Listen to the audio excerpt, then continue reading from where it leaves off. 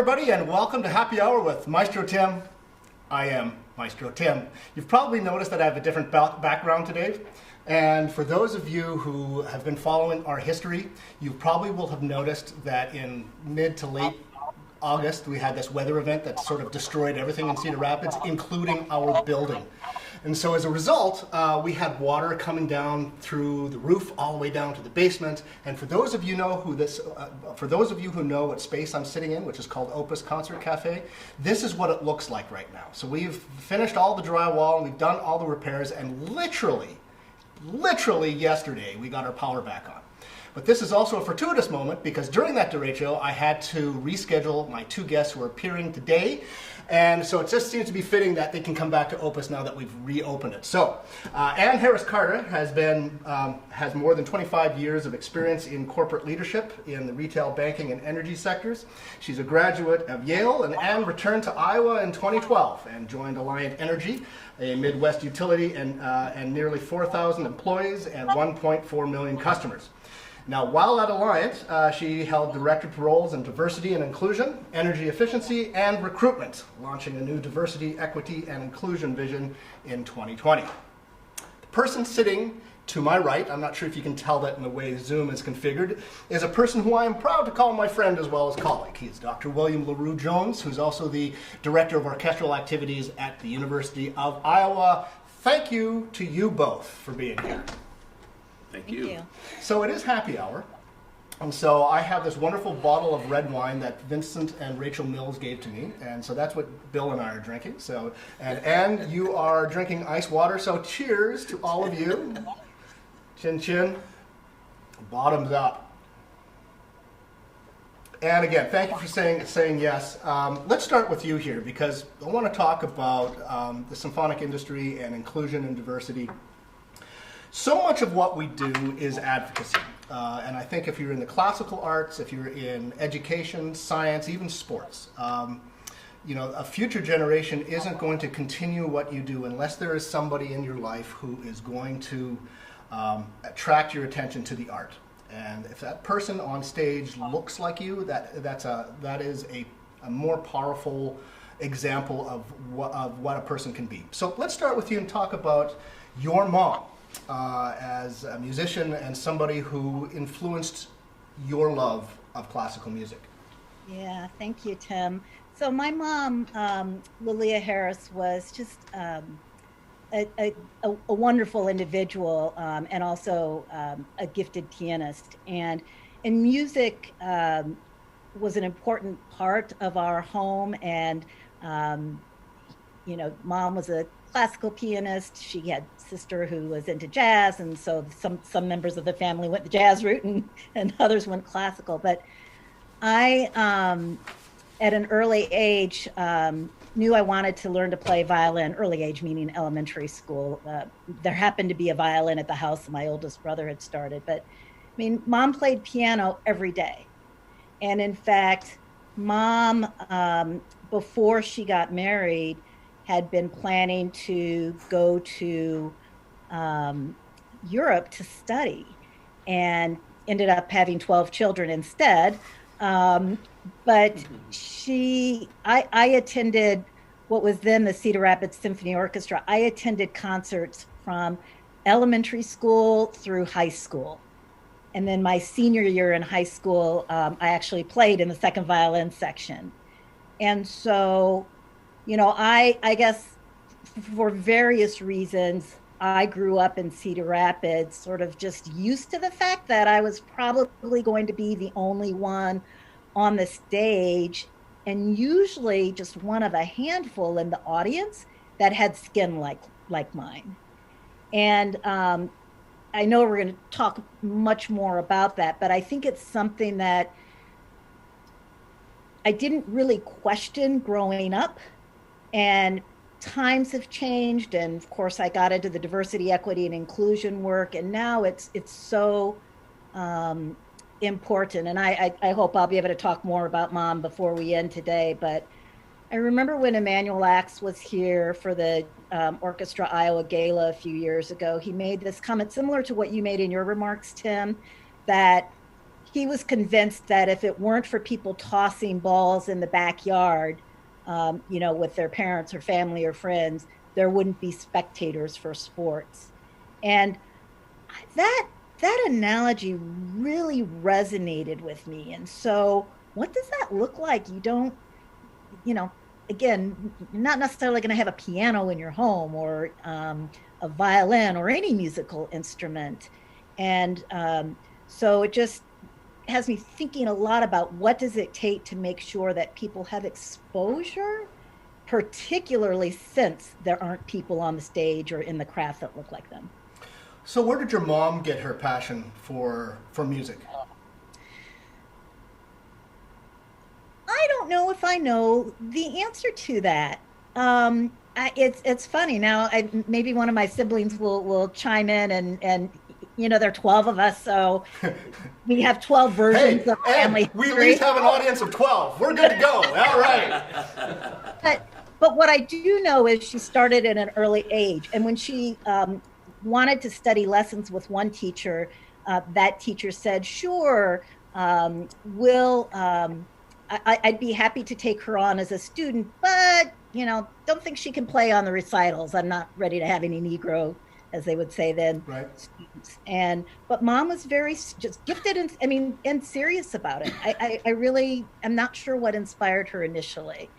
And it lasted. She ended up, it's one of those blessings in disguise. The fact that one teacher declined to allow her to play on recitals meant that my mom went to study with somebody at University of Northern Iowa. Back then it was Iowa State Teachers College. And there's a recital from when she was 16, and she was playing Beethoven's Pathetique and some pieces by Debussy and Chopin. I mean, she wasn't messing around. Right. So that was when she was 16. But I guess the last thing that I'll say now about Mom is I didn't find out until just within the last year. I am in the family home, and which includes lots of belongings from my parents, and including letters that were not even sure if my mother saw, because they were probably ones that her mother saved. And there's this letter, and I'm just going to read a little bit of this, from Northwestern. When my mom was 14, her teacher from Iowa State Teacher College had written to Northwestern about my mother. And this is the response: "I have your letter and am very interested to know of your talented Negro student.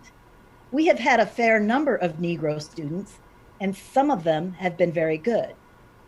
There is, however, a problem in the matter of living accommodations. There is no dormitory open to Negro students, and it is not very likely that there will be any change in that respect. Under the circumstances, about the only thing I can say is that I believe it would be best for her to make her application at Smith College." And what's funny about that? Well, I mean, not funny, but I didn't know my mom had an interest in Northwestern, which makes me think, and after talking to a few of my siblings, that she may not be aware that that letter existed or that correspondence existed, because I have two brothers who went to Northwestern. I went to music camp at Northwestern. I have a daughter and nieces and others who went to Northwestern. So it's just things like that. It's so poignant when you realize, yeah, the generational stuff does matter. So Bill, you grew up in the Deep South.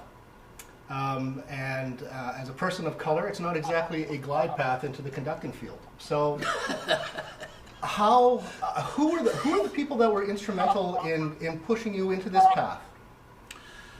I think I'm still muted, right? No, I think you should be go. You're good to go. Yeah. Oh, okay. Yeah. Actually, no one actually in Texas. When I went to college, now I did start playing clarinet when I was in junior high school, because I wanted to play something, and I went to the band director, and the only instrument that I knew the name of was saxophone. And he then said, "Well, we've got enough saxophones. How about clarinet?" Well, coming up in the country as we did, my dad was a rancher, and we lived 5 miles outside of town, and town was 483 in Roanoke, Texas. The only music that I grew up hearing was country western. My dad played a little bit of country guitar, not folk, but country. And I had an aunt that played a little bit of country fiddle. I never heard either of them. That's just hearsay to me. But when I went to college, I went to college as an electrical engineering major, and on a baseball scholarship. So it was when baseball and engineering conflicted because of labs and workouts in the afternoon. I was talking to an English professor that I was taking a class with, who seemed to be kind of interested in what I was doing and where I came from. I was one of 12 at Kansas State University at that point. Everybody was an athlete except for 2 girls, 2 sisters. So as a result, when talking to him saying, well, things aren't working out between baseball and engineering, and I was more interested in staying with baseball. That was a scholarship. So he said, you should go talk to my friend, the band director at Kansas State. So I went over to the School of Music one afternoon and talked to him and said, well, I really don't play anything. I'd never had a lesson on clarinet, on piano, on anything. In fact, I could only read a little bit of treble clef. So he said, yeah, we'll accept you in the School of Music. Now, at Kansas State, it was a similar thing. You couldn't stay in dorms. They had no place for you to live. You couldn't eat in restaurants downtown. You couldn't go to the movie theaters. It may have been about the same time as your mom was going through a similar kind of experience at Northwestern. But that was my introduction to the School of Music. They let me in. I began right away taking piano lessons, taking theory classes. The only thing I could hear, but I didn't know what I was hearing. They had to teach me that it was a major or minor or diminished or augmented. By the time I finished my sophomore year, everything was peachy. My senior year, the band director said, how would you like to conduct a piece on the band concert? I said, that'd be great. So I conducted Lady of Spain. That was my introduction. I never had a conducting lesson. And by the way, that's actually on the audition list at the University of Iowa all these years.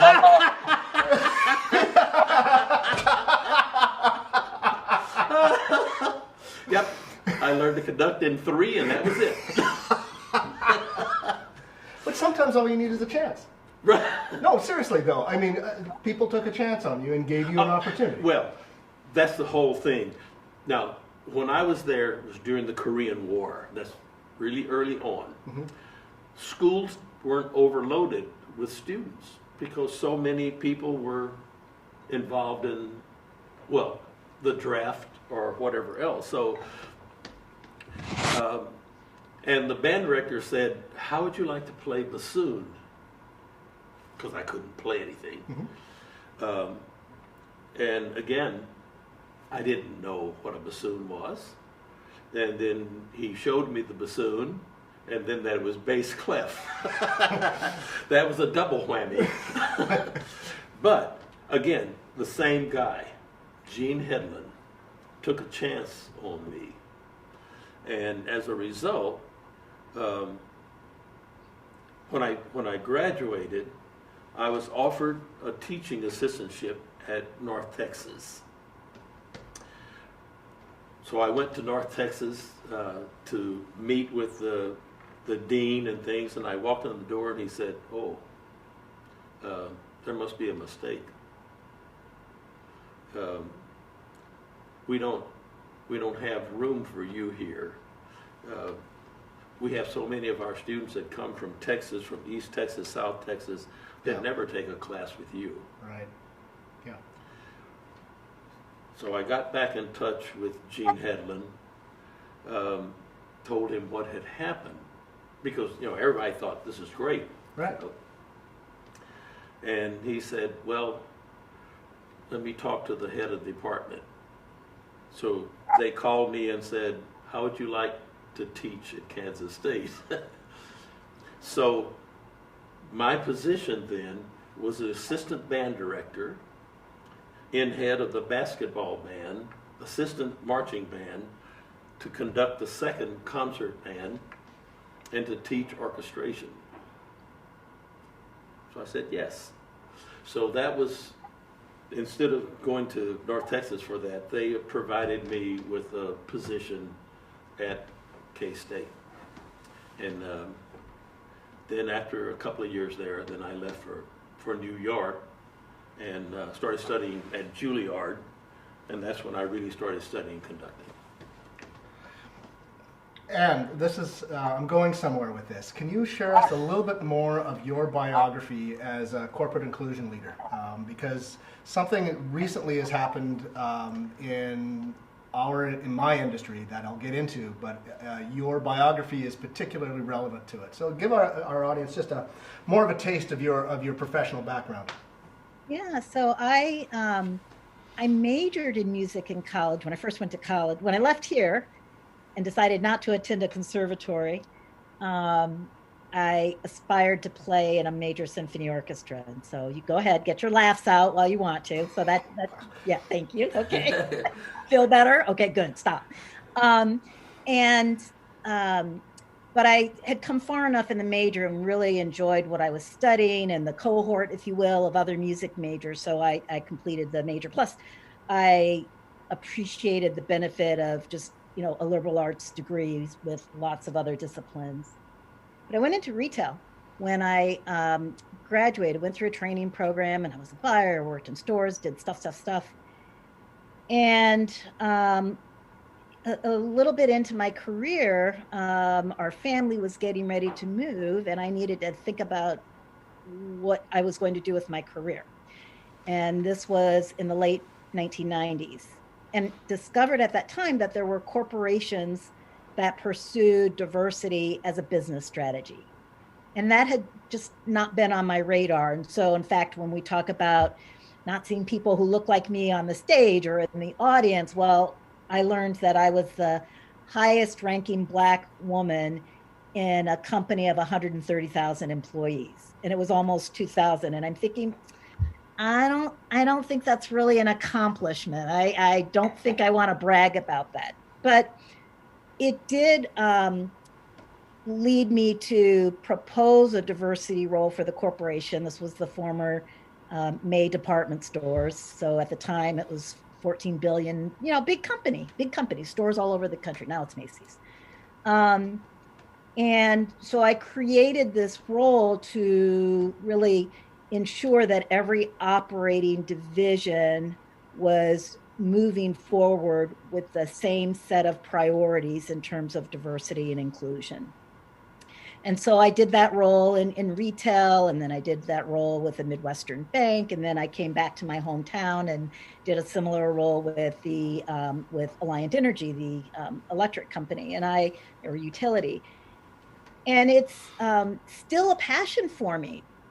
But I think about when I first met Bill was because we were having a conversation about diversity in classical music. And it's one of those topics that creates so much discomfort for people. And people really have to wrestle with that discomfort and I was going to say lean in, but it's not that I love that expression. Yeah. But get comfortable. Embrace it. Yeah, exactly. Embrace being uncomfortable. Right. And so there's the strategy. So there's the heart piece, and the reality is, and Tim, maybe, think about where we all grew up in, Bill and I, different parts of the country, Tim, you in Canada, and just, it's interesting how backgrounds really play into an individual's perspectives and, Right. and perception. And so there's that aspect of it. And then there's you got to take action. You got to operationalize things, whether it's, so in the orchestra sense, the musicians or the administration or whatever. So it's work.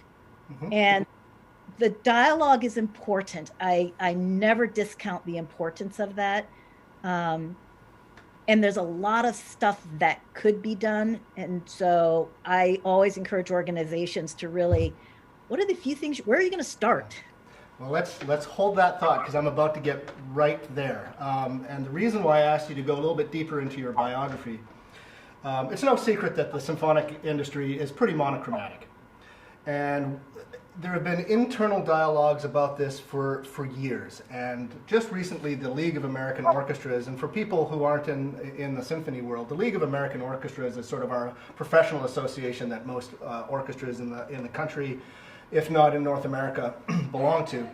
And they've, in my view, kind of been a Johnny-come-lately to this issue. However, literally within 3 weeks, they have announced a Catalyst Fund for orchestras to hire consultants to guide them through equality, inclusive, and diversity. Basically, professionalize in the music industry what you've been doing your entire career. So let's go back to your career, and when you're hired by a corporation, what's the biggest mistake that they make? Or what's the biggest hurdle that you have to overcome as you begin to develop these kind of processes?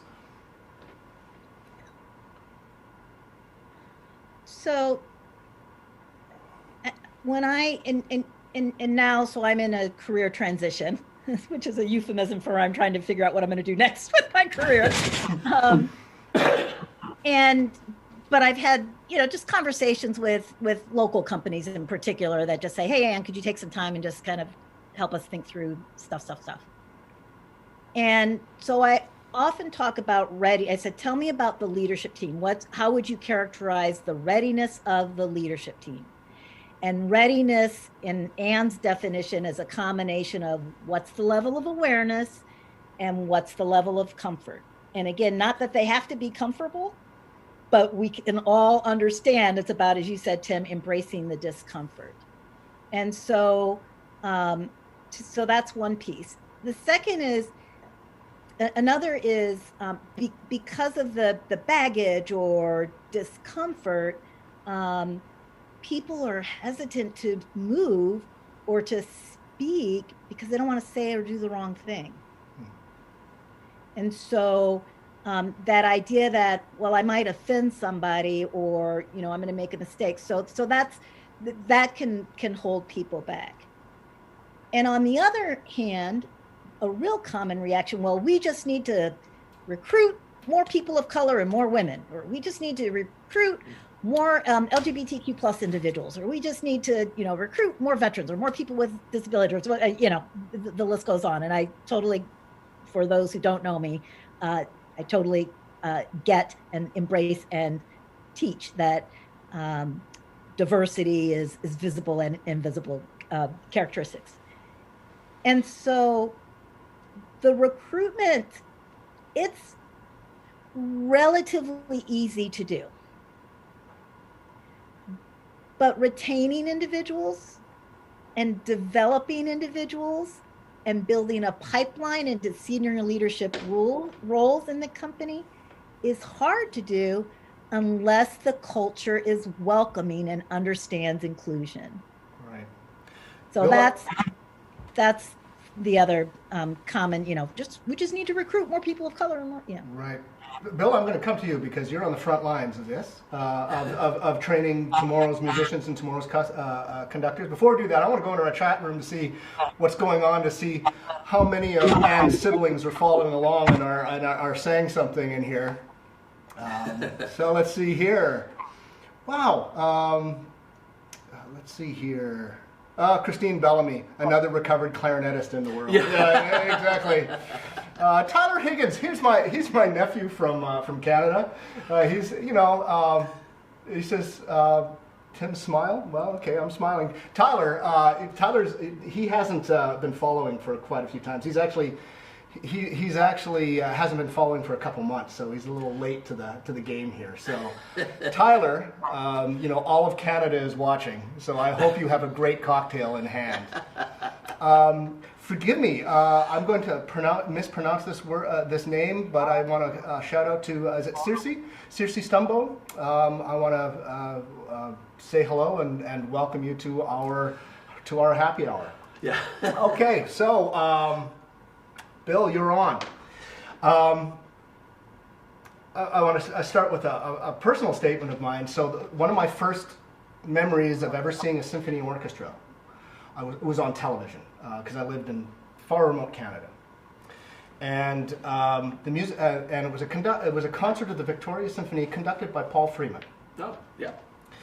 And I would say maybe 40 years ago, people like Paul Freeman, James DePriest, who has also ended up being my boss and my mentor, they sort of broke through the conducting profession at the highest levels, which is a tricky thing to do for anybody. It's a strange profession.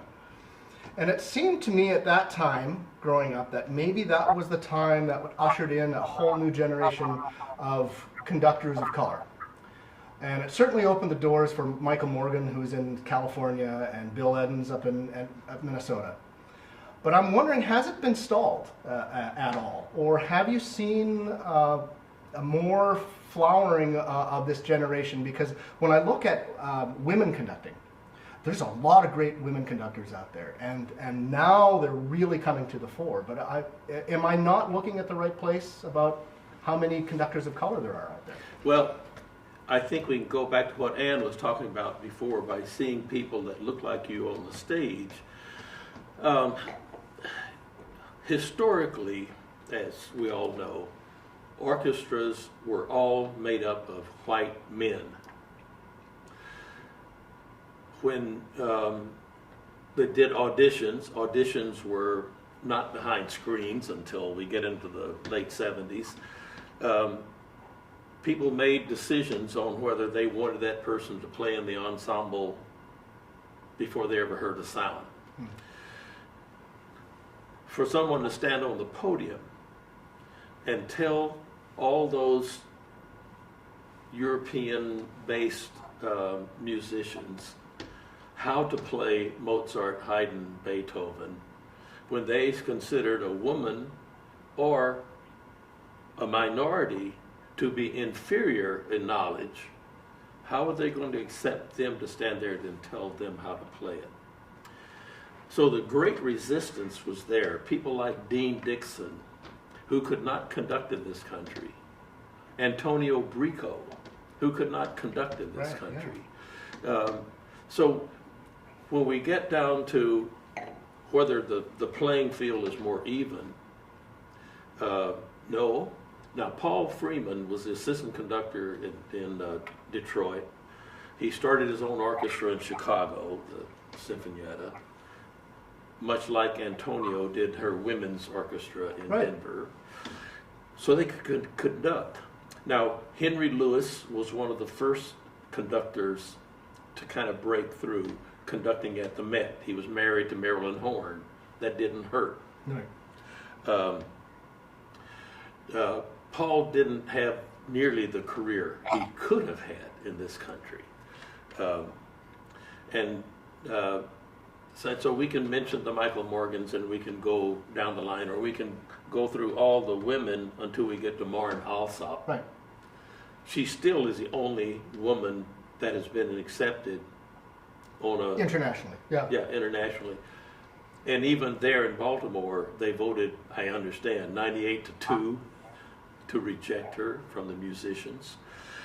So things are better. And I don't want to say anything except as much better. And we have a young generation of minorities and women when I say minorities, mainly blacks, it's not South Americans or Asians or what, that are beginning to break through in conducting. Most of them guest conducting, not in the music director position yet. So with, again, those few exceptions that, like you mentioned, Bill Evans and what's the Wilkins at Omaha, and they're very talented. They're excellent. Yeah, very talented. So I think it's going to start changing, because what we find in our universities and conservatories, more variety of conductors are being accepted and graduating, not necessarily moving into the professional upper ranks. I have several black students that are conducting in orchestras. Beaumont, Texas, a music director is still on the rise, I think. One that had been assistant conductor in Memphis for years, etc.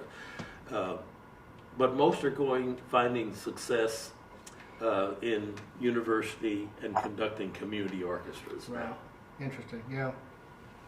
And I'm going to come to you shortly about institutional courage, to do the right thing that Bill was just talking about. And I'm about to embrace a very uncomfortable topic for me, because you brought up guest conducting.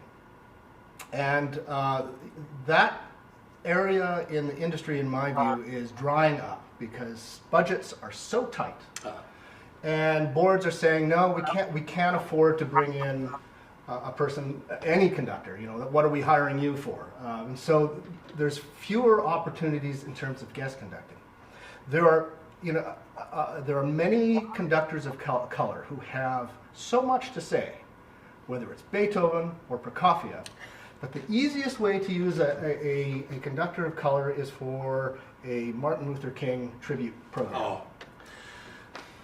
And it's an important program. It's very important for an orchestra to do this, but yet it's also very limiting. What do I do with this? Well, we've talked about this a lot. I have with my students and others. Everybody gets the invitation to conduct this orchestra in February. Yeah. Then what happens to them in the other 11 months?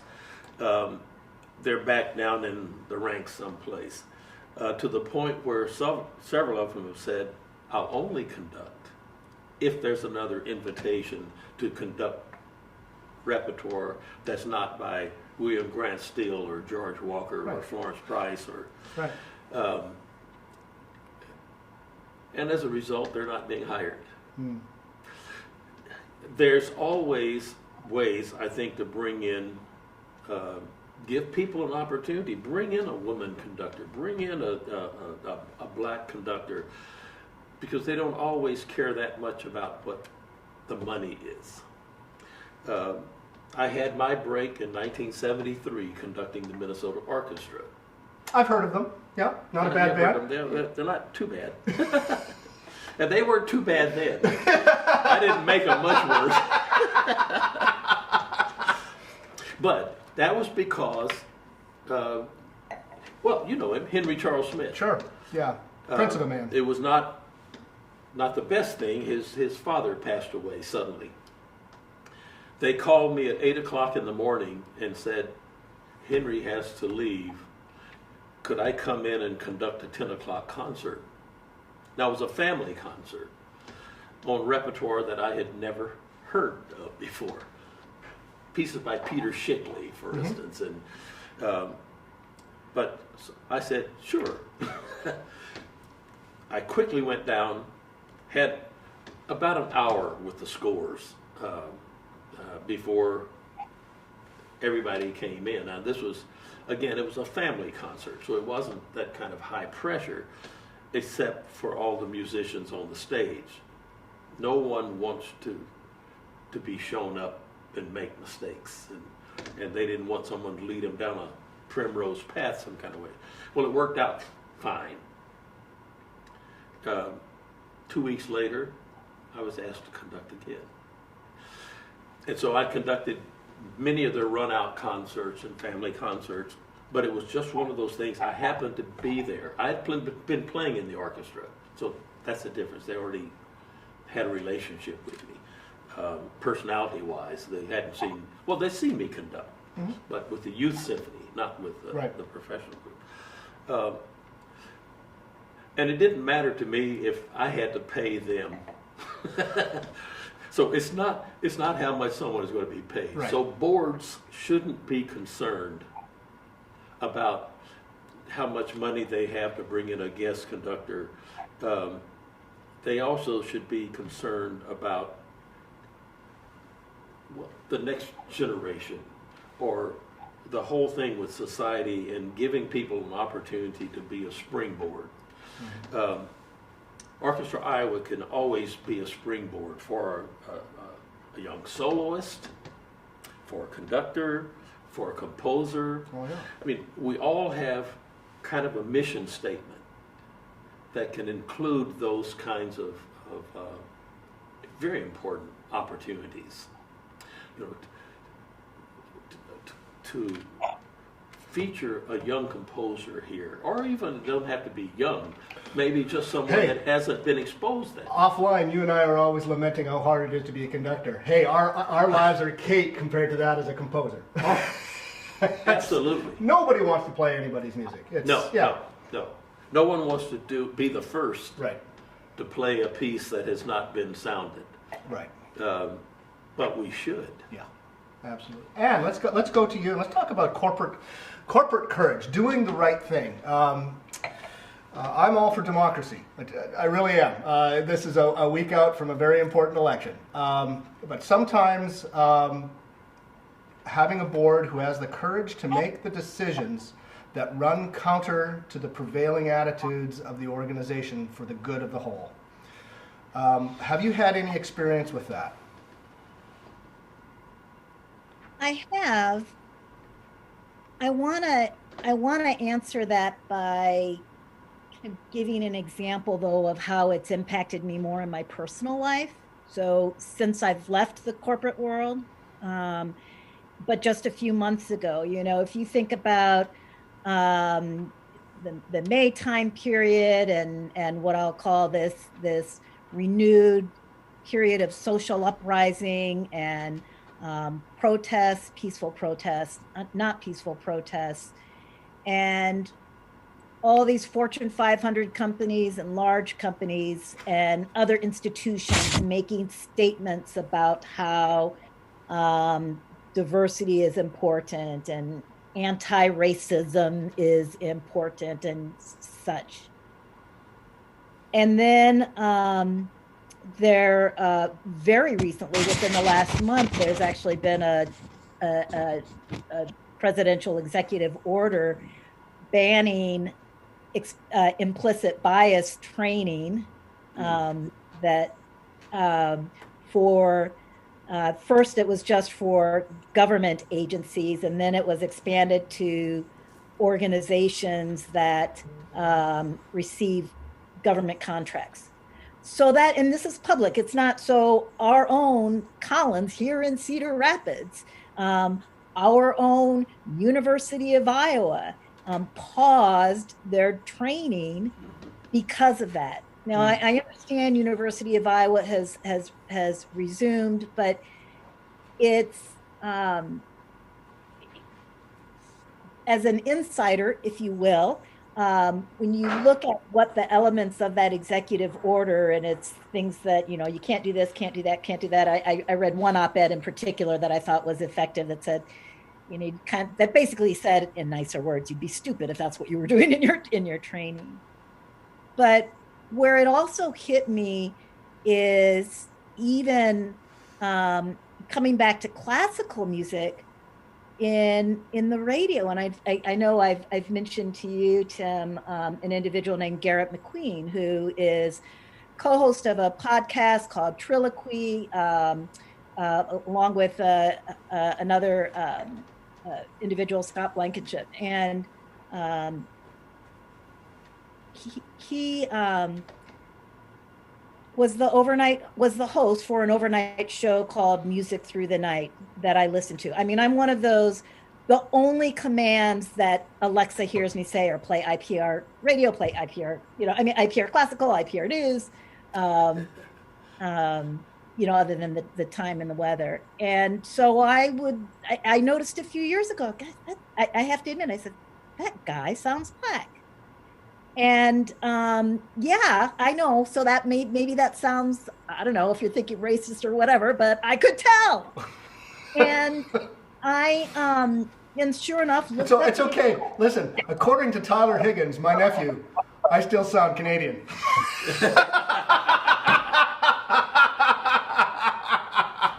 And I'm really trying to cut that out. But I was intrigued because, like, I don't think I've heard a black classical host before on public radio. And I'm a person, and this, I mean, I'm dating myself, but when I was in junior high and high school, and you used to get the monthly newsletter where they outlined everything that they were going to play, I'd go through with a highlighter and mark off the things that I wanted to be sure to listen to on the radio. Mm-hmm. I mean, I've been listening to public radio for a long time. I donated my car last year. I mean, it's really important. I'm a sustaining member. It's important to me.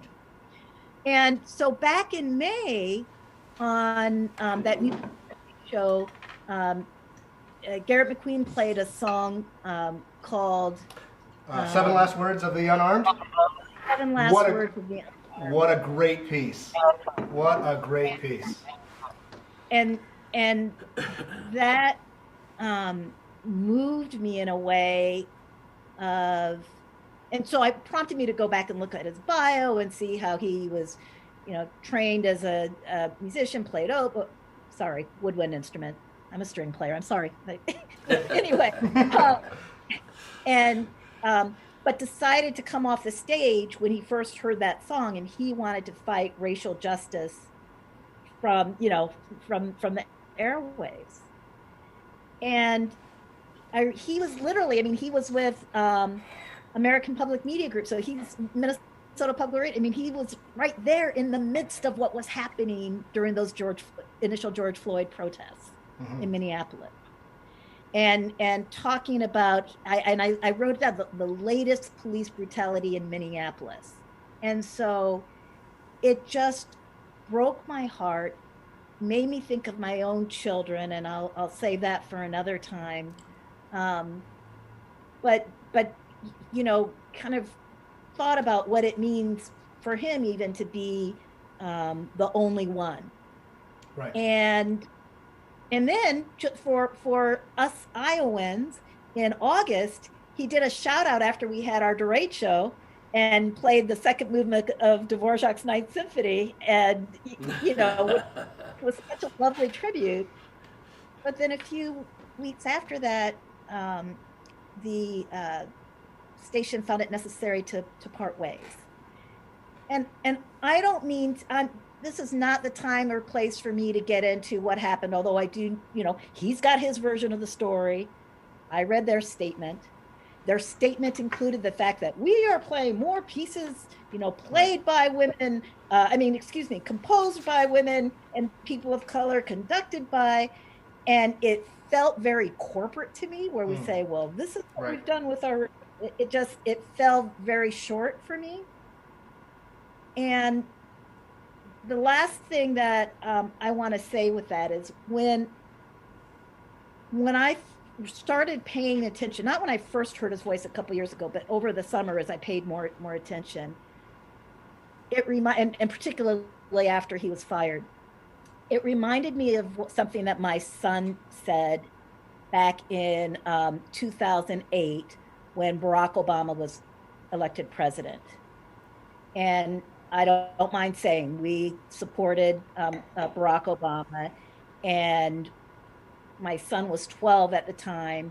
And when they announced the results, he leapt off the couch and said, "We have a black president."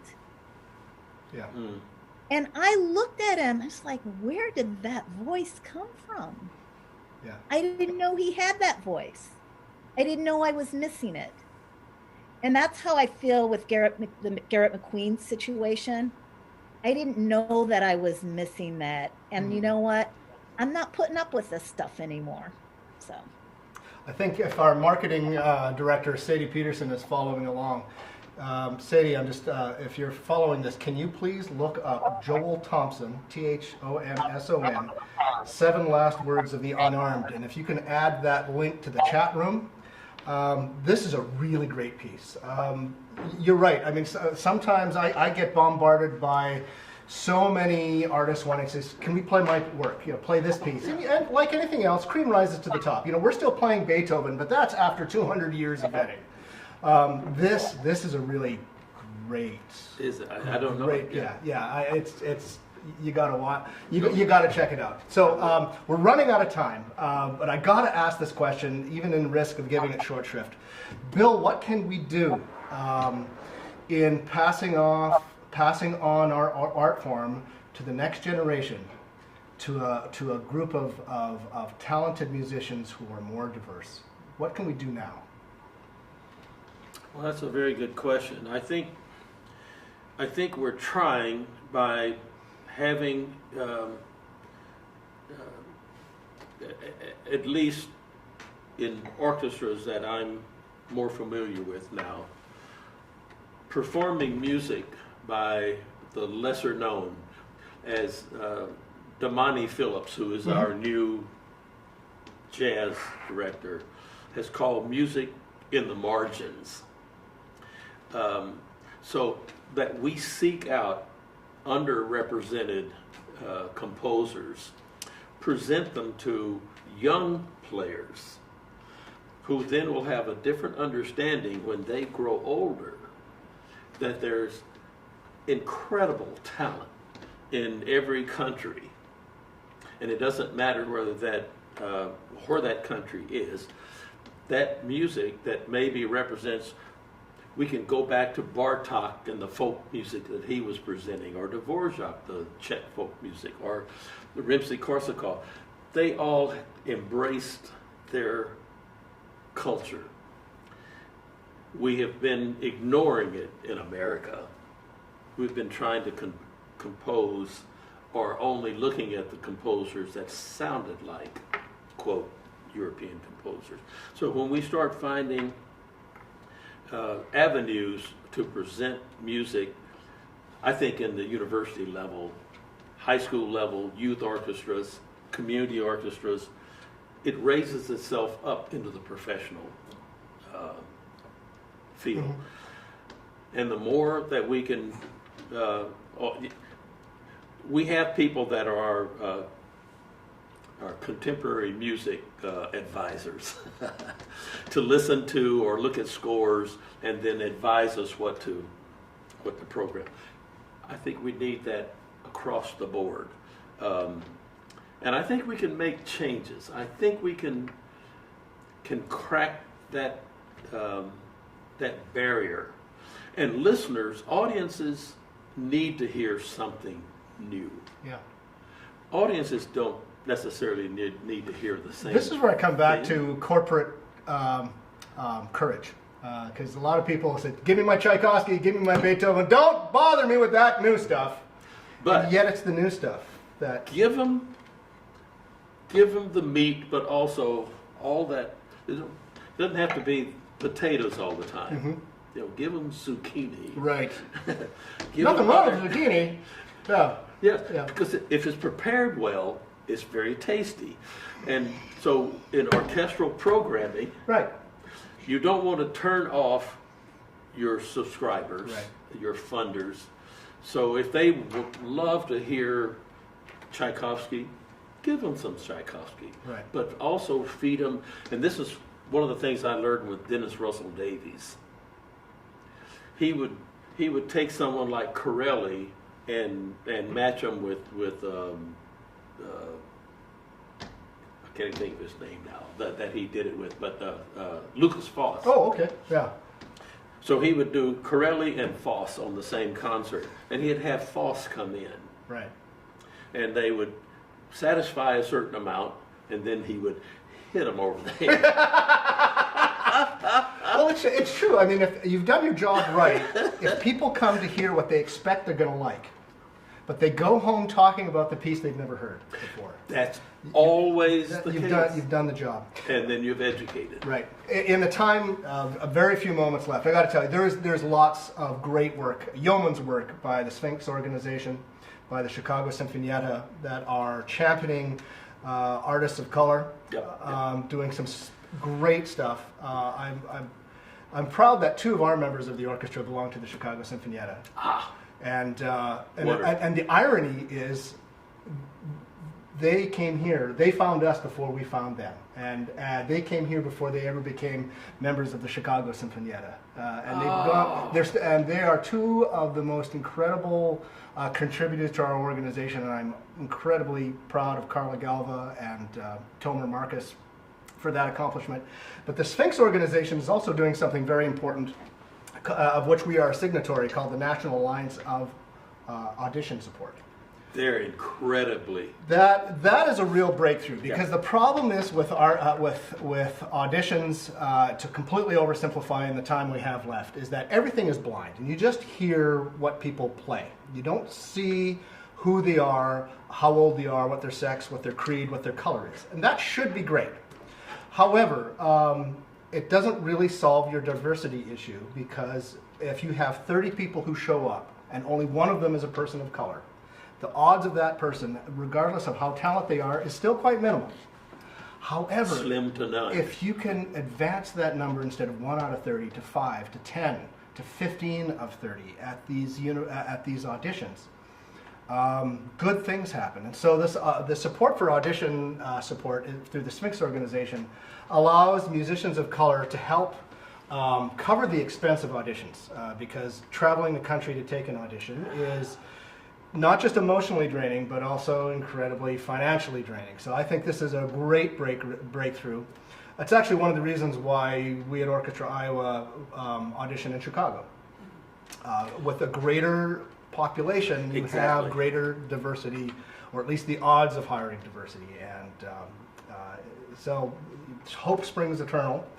And I want to thank Anne for being here. And Anne, by the way, is also a board member of Orchestra Iowa. I'm delighted that she is part of our team. And Bill, it's always a pleasure to raise a glass with you. As a matter of fact, off the air, we're going to be raising some more glasses. And to my cousin and Tyler Higgins, where have you been for the last 2 months? I'm glad that you logged in. And so I want to say cheers to all of you. Cheers, and thank you for saying yes. Bill, thank you. And next, I'm going to have you back, because I've got to talk to you about the challenges of leading a university program through a pandemic. I'm sure we're going to be talking a lot about that over dinner. But in a parting, Anne, you are a pioneer in corporate inclusion, but you also have other passions. Tell us what else you're involved with.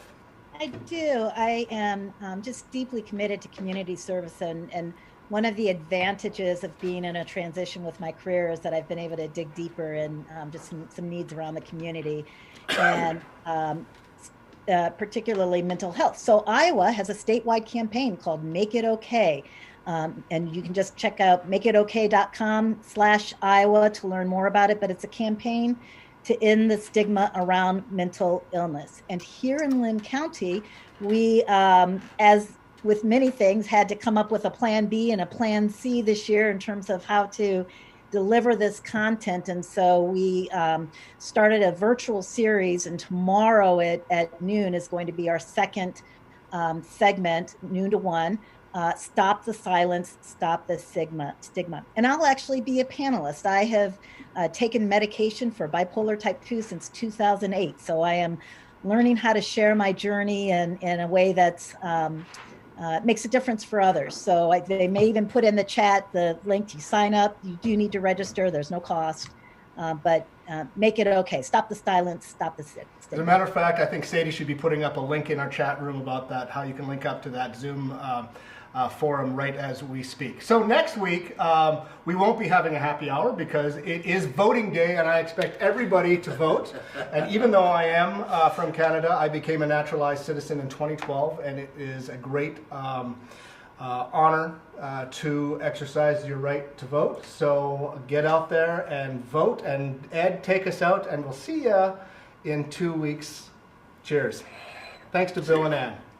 Thank you. Thank you.